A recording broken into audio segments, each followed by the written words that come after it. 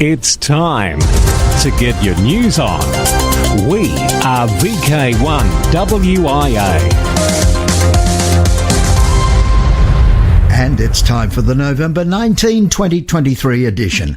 And about time if you haven't become a regular to view Australia's ham radio news on YouTube or your local ATV outlet. Just search WIA News and VK5BD Bevan. But this week in the news, Alara President Michelle, VK2AYL, who's made it back from Tasmania. WIA Director Giles Kirby, VK5GK. WIA AR Magazine Editor-in-Chief Roger Harrison, VK2ZRH+, much more in this edition of news from the Wireless Institute of Australia. I'm Editor Graham, VK4BB. Australia's ham radio news station.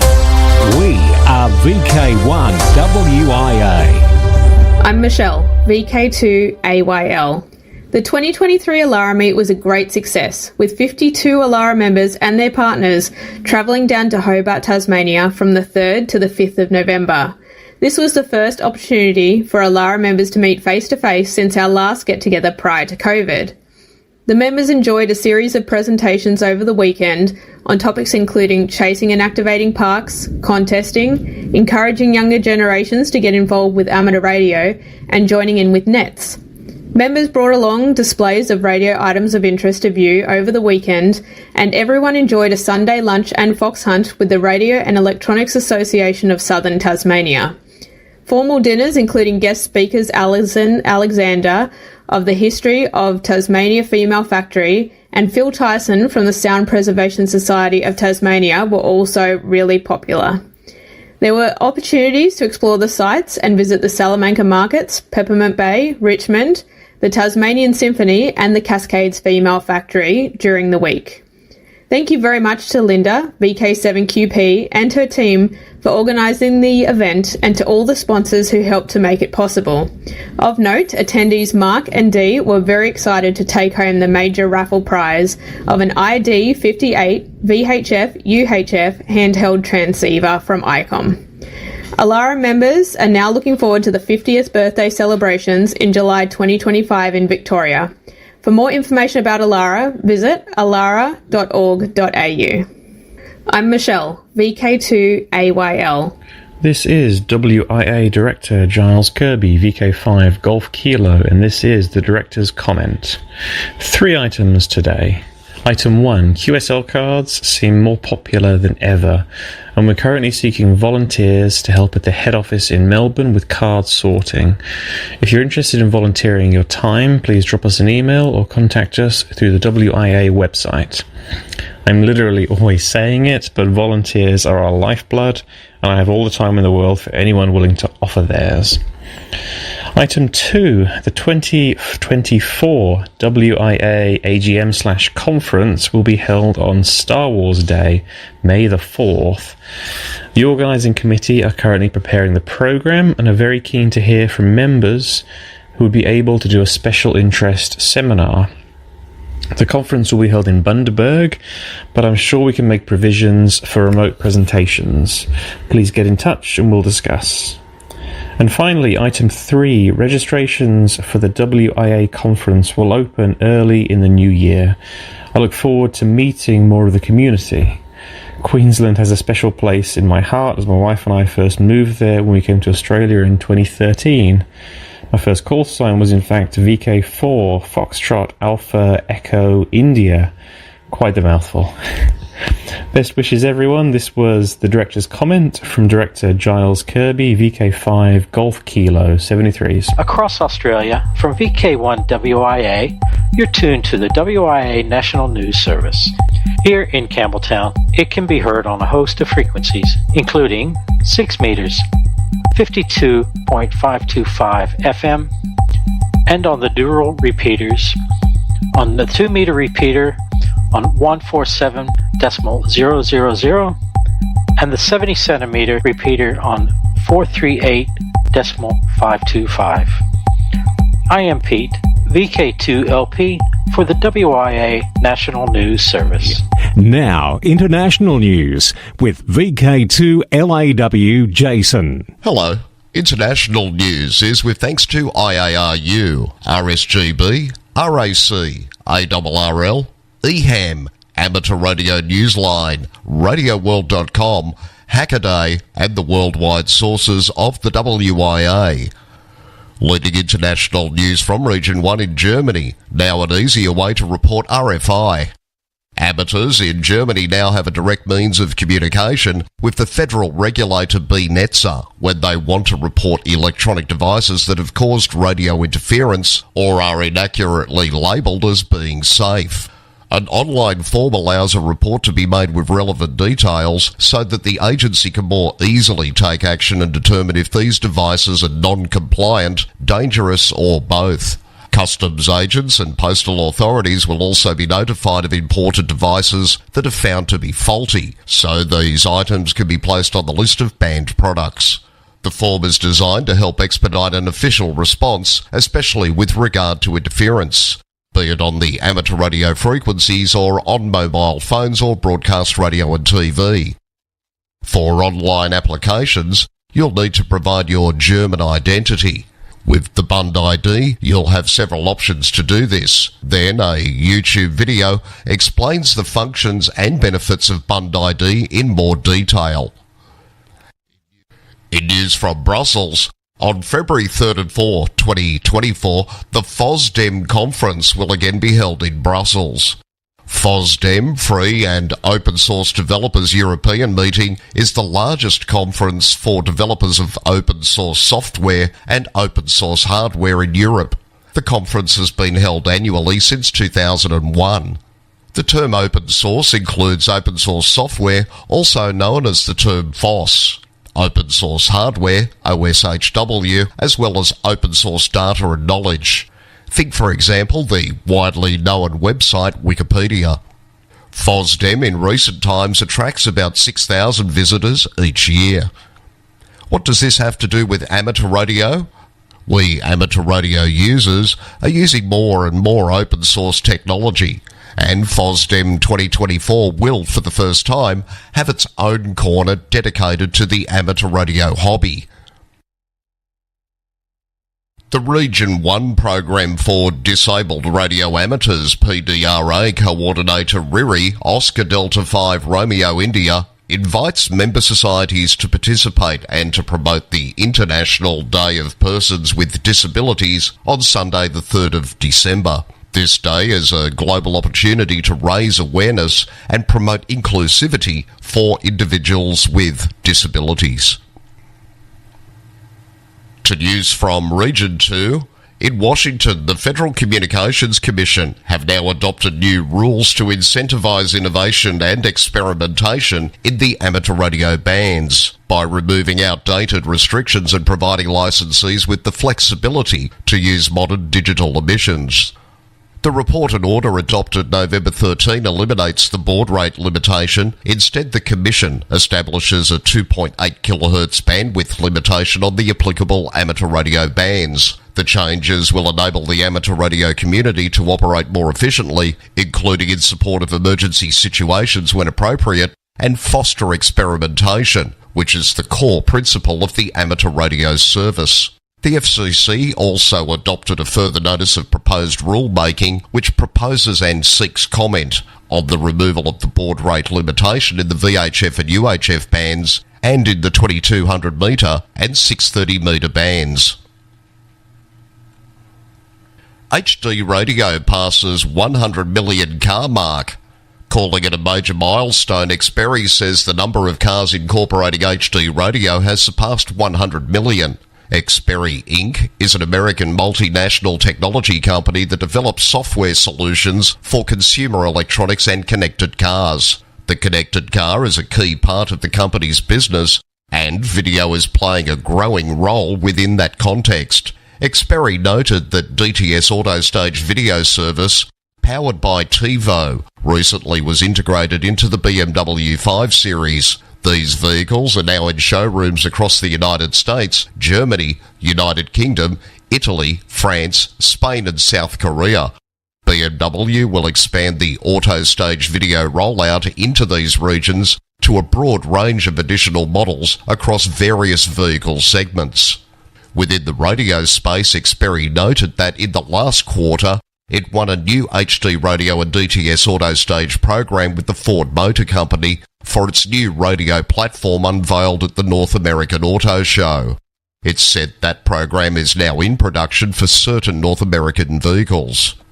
At the older end of the car radio market, the National Association of Broadcasters said that the auto industry is overstating the cost of keeping AM radio in electric vehicles. The broadcast group believes the Alliance for Automotive Innovation, which paid for the 21-page report from the Centre for Automotive Research, misrepresents, distorts and spins the facts about interference mitigation found in the report.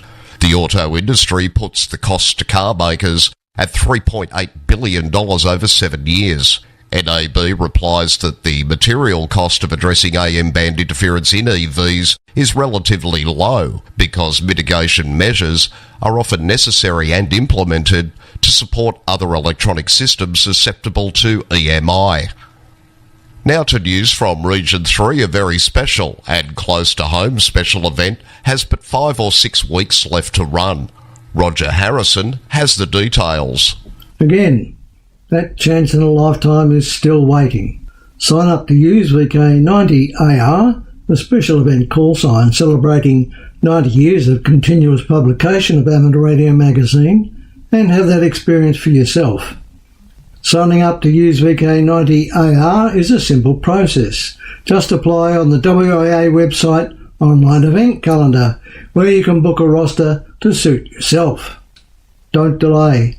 VK90AR expires on 31 December 2023.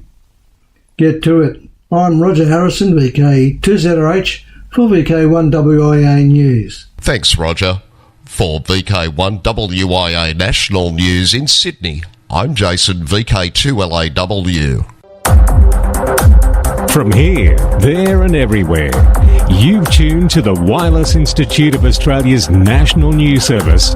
We are VK1WIA. Now, operational news with Felix, VK4FUQ. Hello there. Now contest-wise. Caution. Software updates before a contest. A wise word from our SARL friends.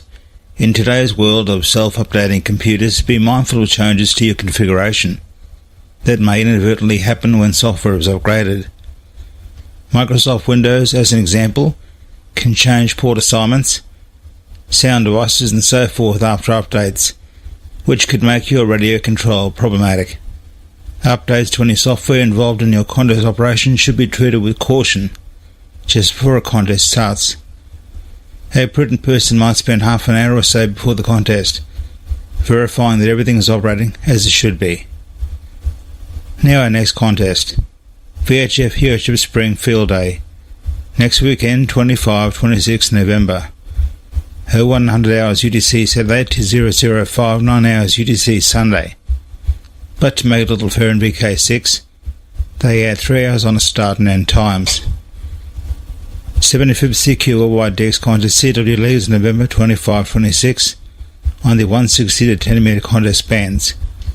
Exchanges Signal Report and your CQ zone. Now contest-wise 2024. Ross Hull Memorial Contest, running on VHF and above for the month of January. You nominate the best 7-day or 2-day period per category. January 2024 VHF UHF Summer Field Day. 13-14 January. 0100 hours UTC Saturday to 0059 hours UTC Sunday. But to make it a little fair in VK6, they add 3 hours on the start and end times. Australia Day Contest. This contest is to encourage amateur radio promotional activity around the world, and is designed to encourage friendly participation and help improve the operating skills of participants. It is held on the Australia Day public holiday, 26th of January. Amateurs here in VK will endeavour to contact other amateurs around the world. some VK operators will be using the AX prefix to celebrate Australia Day, as it's wanted by many amateurs. Scoring is distance-based and calculated using 4-character grid squares. DX window, Tanzania. Maurizio, IK2GZU is on the air as 5H3MB during his spare time until December 8, from southern Tanzania, where he works at a hospital and orphanage. He is active mostly on 20 to 10 metres. QSL via home call IK2GZU, LOTW EQSL. Oman. A43ND celebrates the 53rd Omani National Day during November. The day itself was yesterday, the 18th. QSL via EC6DX, LOTW EQSL, QRZ.com. Norway. LA100K is the special call sign in use by the Akademist Radio Club, LA1K, to celebrate the 100th anniversary of its foundation. It is the oldest amateur radio club in Norway. The special call sign will be in use until the 31st of December, and QSL route is very easy, via the Bureau or direct. Luxembourg. LX90 RTL is in use to celebrate the 90th anniversary of Radio Luxembourg's first long-wave broadcast. It will be used by various LX operators until the end of the year. Listen for the call sign on the HF bands on SSB, CW, digital modes and via satellite. All QSOs will be confirmed automatically via the DARC Bureau. The logs will be updated to Club Log, Logbook of the World and EQSL on a regular basis. For more information, see QRZ.com. For VK1WIA National News, Edingham, this is the real VK4FUQ, not whoever's using my call and name, obviously as a pirate. Who listens to radio? I'm Richard, VK2SKY. Robert, VK3ARM. Hi, I'm Bob, VK4BOB in Cairns. This is John, VK5DJ. I'm Mark, VK6QI. Justin, VK7, Tangled Whiskers.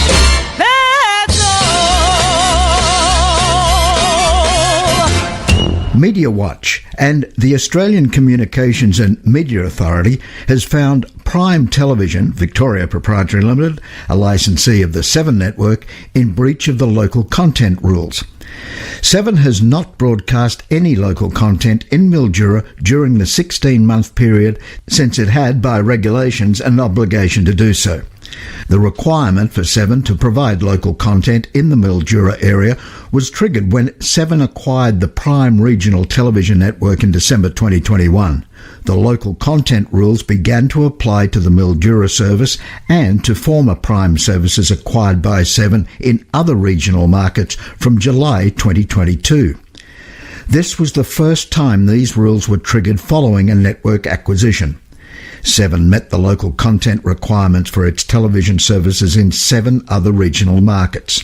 Under the Broadcasting Services Act 1992, regional commercial TV licensees must broadcast a minimum amount of local news or other material of local significance. 7 is obliged to provide 100 minutes of local content or 50 minutes of local news per week as a condition of its licence to broadcast television in the Mildura area. From here, there and everywhere, you've tuned to the Wireless Institute of Australia's National News Service. We are VK1WIA. Now, special interest group news with Bruce, VK3FFF. And a very good day to you. Worldwide Special Interest Group News, Summits on the Air, Worldwide Flora Fauna Program, Parks on the Air, and other adventure groups. With Christmas on the horizon, the UK Bunkers on the Air Award Scheme has introduced a special set of awards in the format of an advent calendar. Bunker activators will be on the air from UK bunkers in the official ROC reference list from December 1st through to the 24th, and chasers can symbolically open a new bunker door each day by working that station right up through Christmas. Bunkers on the Air is a rapidly growing amateur radio activity that centres around old Royal Observer Corps monitoring posts or bunkers. Unfortunately, there still appears no push to allow any bunkers, ROC or not, to operate, which would of course open this up much like silos on the air and museums. Worldwide special interest groups, astronomy. Feel the power of the sun in an incredible new time-lapse of solar activity. Astrophotographer Miguel Claro of Lisbon, Portugal, captured the entire full disk of the sun on October the 12th, showing the sun streaking towards its maximum of activity in its 11-year solar cycle. The new video, Miguel wrote on his website, is showing a lot of interesting features in motion, such as eruptive prominences, filaments, active regions with minor flares, small spicules dancing like hair in the wind, and a delicate wave line of plasma. The video shows the sun rotating over 3 hours with the plasma trapped in the sun's strong magnetic fields hundreds of kilometres above the surface. Claro said, until the plasma, has been released into space in a blink of an eye. Worldwide Special Interest Groups, CW, Straight Key Century Club Contest. The Straight Key Century Club is holding a contest among its members.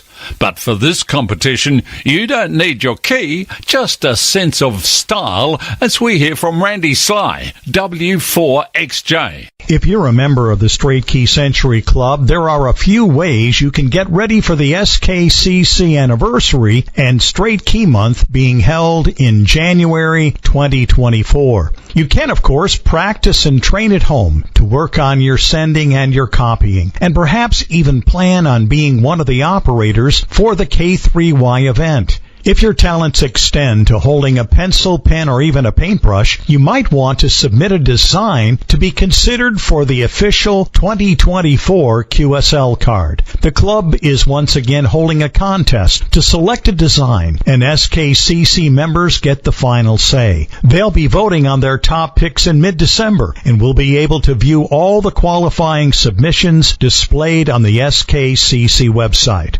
Although only the most popular design will end up on the QSL card, many of the others will appear in the SKCC's print calendar. The club is also inviting members to resubmit updated versions of designs submitted earlier that weren't in the final pick. There are certain design guidelines and specifications that need to be followed, however. Please visit the SKCC website for detailed instructions on how to display your design and incorporate the required text elements. Designs are due no later than the 14th of December. Worldwide Special Interest Groups, Final Frontier. Jerome, F4DXV, set yet another distance record on October the 15th when he worked Scott N1AIA on SO50, a distance of 5,645.3 kilometres. This eclipses the previous record of 5,548 kilometres set in May. Additionally, Puneet Singh, VU2TUM, claimed the initial distance record on Tevil 2 with a 3,815 kilometres QSO with BA1 PK. Back in June, the USAT-1 satellite was launched. Developed by AMSAT EA, the satellite carries an SSTV camera and FM and digital repeater payloads, providing services to amateur radio enthusiasts around the world. Signals have been received with the use of several large dish ground stations, and efforts continue to deploy the spacecraft antennas and improve the downlink strength. At the request of AMSAT EA, AMSAT has now designated Eurosat-1 as Spain Oscar 120, or SO 120. Worldwide Special Interest Groups, IOTA, AF 017. Rodriguez Island is on air with Kazoo active as 3B9 M0CFW from Rodriguez AF017 today, the 19th, to the 1st of December. He will participate in the CQ-WW-DXCW contest as 3B9KW. QSLs via LOTW and club logs OQRS. Worldwide Special Interest Groups, VHF and above. The first worked all US state certificate awarded for the 33 centimetre band.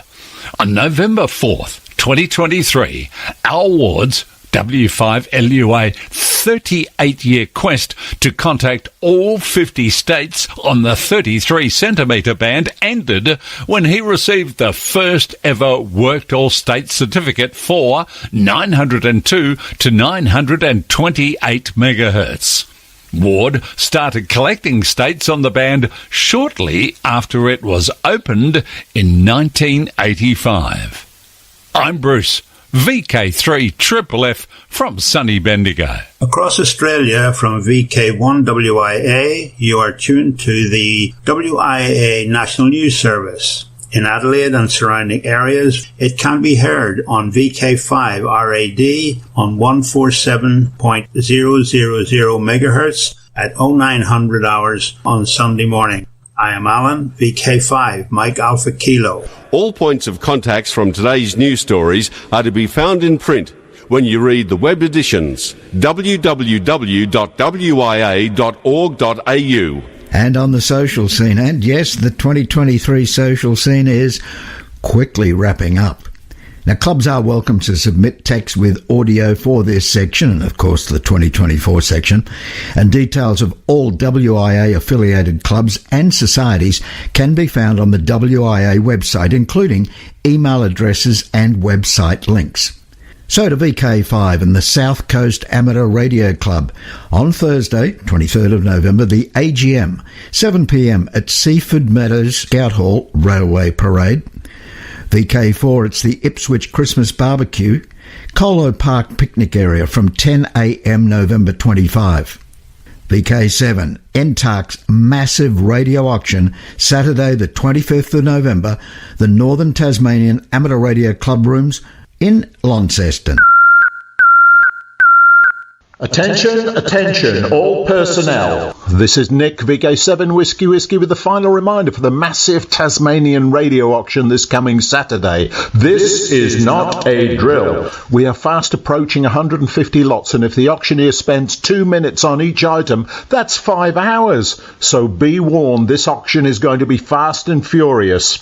See you there Saturday, 25th of November, 10 o'clock at the Northern Tasmania Amateur Radio Club in Launceston. This is Nick, VK7 Whiskey double Scotch, signing clear. Thanks, Nick. Now to VK5, Amateur Radio Experimenters Group Radio and Electronics Sale, November 26. Now, it's a date in 2024 in VK3, Barg Hamfest, the 4th of February. That's next door to the Barg Club Rooms at the Ballarat Airport, 10 a.m. on the 4th of February. The WIA AGM, May 4 and 5 in Bundaberg. And in VK, National Volunteer Week, Monday the 20th to Sunday the 26th of May. National Volunteer Week, NVW, is Australia's largest annual celebration of volunteers and their important contribution to our communities. And not only then, but every week, we do thank our volunteers that are bringing you the weekly WIA ham radio news to you. And reception reports, well, WIA News rebroadcasters often give shortwave listeners a welcome to the broadcast as they commence callbacks straight after the local news. Local news follows national news in all states, and it would be great if those shortwave listeners would email reception reports and locations to callbacks@wia.org.au. I'll say that one more time. Callbacks at wia.org.au. Now, till next we meet, I'm Graham, VK4BB. Walk softly. This has been the Wireless Institute of Australia with the weekly news service. This broadcast is in text, audio and video and is accessed on wia.org.au.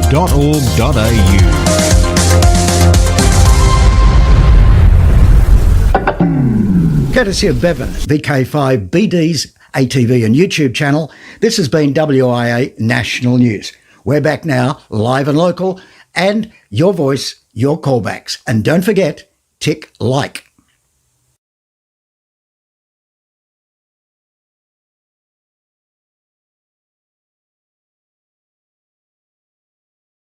We have an Earth-directed solar storm on its way, and some new big flare regions are just right around the corner. Those stories and more in this week's Spotlight.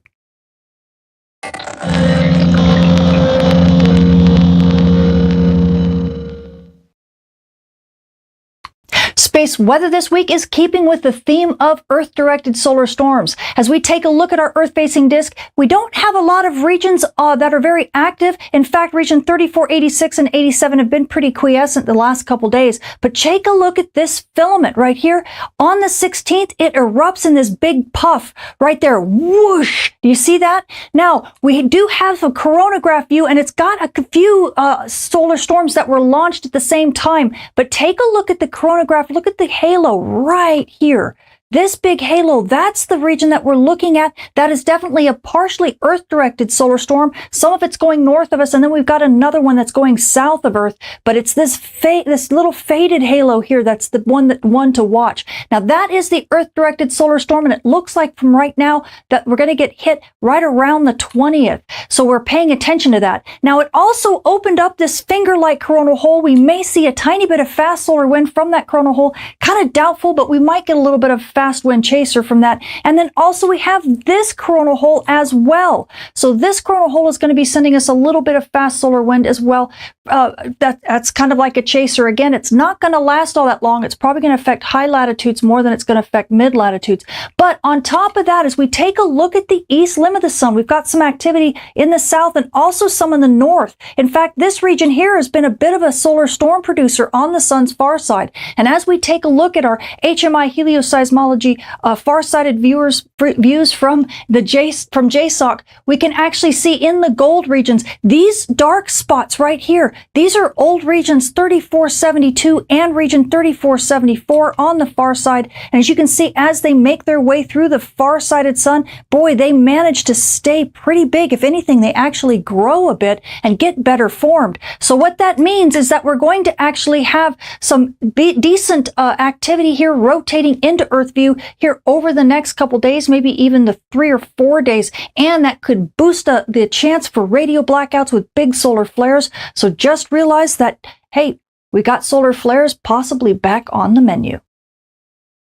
Now, returning to our solar storm prediction model, Enlil, this is NOAA's version of the model. The top panel's density, the bottom panel's velocity. You're looking down at the sun from the North Pole with Earth being off to the right. Now, as we set this solar storm model in motion, you can see that solar storm being launched mainly to the west of Earth. It also is going slightly north of Earth. But it is definitely going to be a direct hit. In fact, NOAA suggests that the impact will be early on the 20th. Now, this may actually begin to give us a little bit of something on the 19th, because as we take a look at our NASA's prediction model, their version of it, and we set this again, that we're looking down at the sun from the North Pole with Earth being off to the right. As we set this prediction model in motion, you can see the impact of the solar storm in their case is about 1800 UTC on the 19th. So that means aurora photographers, you may get a little bit of activity starting late on the 19th if this storm ends up arriving a bit early, and the storm could be a bit stronger than anticipated. And that means we could get aurora clear down to mid-latitude, so you better be sure to keep your batteries charged. Now, switching to our moon, we are now passing through the third quarter phase on our way to a full moon, and by the 24th, the moon will be about 90% illuminated. So you night sky watchers, if you want to catch those dim objects in the sky, like maybe some aurora, you're going to have this bright companion. So you're going to need to check your local rise and set times.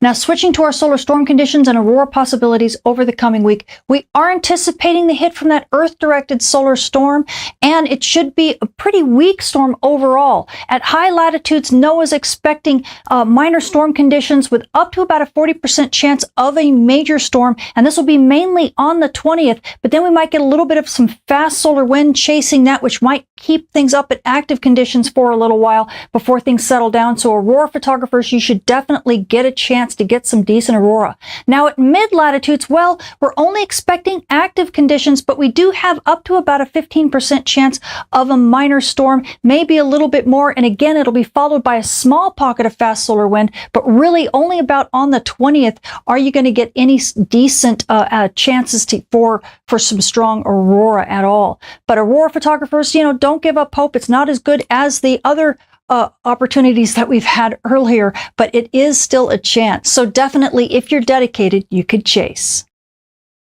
Now, switching to our solar flare and dayside radio blackout outlook over the coming week. Well, we don't have a lot of active regions in Earth view right now. So right now, our solar flux is sitting in about the mid 120s. That could rise up to about the 130s by the end of the week because we have those two new regions that are going to be rotating into Earth view.